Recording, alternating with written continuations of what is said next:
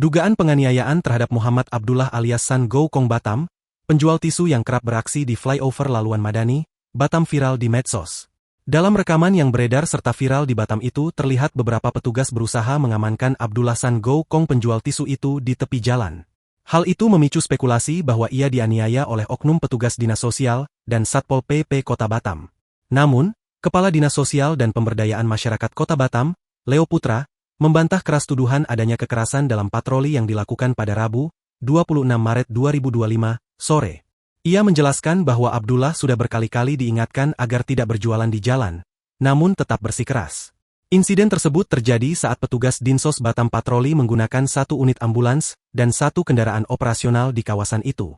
Tiba-tiba dia datang pakai motor, mengetok pintu ambulans Dinsos.